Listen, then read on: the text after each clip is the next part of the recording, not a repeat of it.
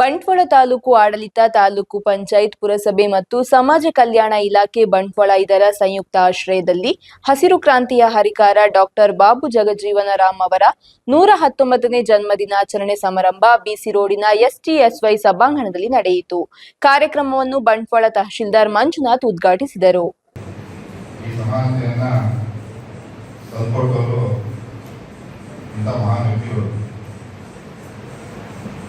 ಉಚಿತವಾಗಿ ವಸತಿಯನ್ನು ಕೊಟ್ಟು ಉಚಿತವಾಗಿ ಶಿಕ್ಷಣವನ್ನು ಕೊಡೋದಕ್ಕೆ ದಲಿತರ ಪರ ಹೋರಾಟ ಮಾಡಿ ಅವರ ಹಕ್ಕುಗಳನ್ನು ಹೋರಾಟದ ಮುಖಾಂತರ ಸಮಾನ ಸಾಧಿಸಿ ಅಂತ ಹೋರಾಟಗಳನ್ನು ಮಾಡಿ ಇವತ್ತು ನಮಗೆ ಸಂವಿಧಾನ ಮುಖಾಂತರ ಕೆಲಸ ಮಾಡೋದಕ್ಕೆ ಅನುವನ್ನು ಮಾಡಿಕೊಟ್ಟಿದ್ದಾರೆ ಇಂಥ ಮಹಾನುಭಾವರ ಬಗ್ಗೆ ಈಗಾಗಲೇ ನಮ್ಮ ಟೀಚರ್ ಅವರು ಗೋಪಾಲಕೃಷ್ಣ ಅವರು ಅವರ ಹುಟ್ಟಿನಿಂದ ಹಿಡಿದು ಸಾವಿನವರೆಗೆ ಅವರ ಜೀವನ ಚರಿತ್ರೆಯನ್ನು ಸಂಕ್ಷಿಪ್ತವಾಗಿ ಸಂಪೂರ್ಣವಾಗಿ ತಮ್ಮ ಮುಂದೆ ತಿಳಿಸಿದ್ದಾರೆ. ನಾನು ಮಕ್ಕಳಲ್ಲಿ ಕೋರ್ಕೊಳ್ಳೋದೇನೆಂದರೆ, ನೀವು ಫ್ರೀ ಟೈಮಲ್ಲಿ ನೀವು ಎಜುಕೇಷನ್ ನೀವು ಸ್ಕೂಲ್ ಹೋದಾಗ ಓದೋದು ಬೇರೆ, ಅಟ್ಲೀಸ್ಟ್ ಒಂದು ಈಗ ಒಂದು ಸ್ವತಂತ್ರ ಹೋರಾಟಗಾರರ ಪುಸ್ತಕವನ್ನು, ಸಾಹಿತಿಗಳ ಪುಸ್ತಕವನ್ನು ನಿಮ್ಮ ಜೊತೆ ಇಟ್ಕೊಳ್ಳಿ.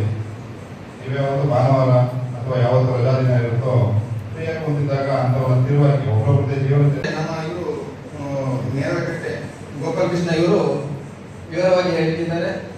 ಸೊ ಅವರ ಮಾತುಗಳನ್ನ ಕೇಳಲಿಕ್ಕೆ ನಾವೆಲ್ಲ ಕಾರಣರಾಗಿದ್ದೇವೆ.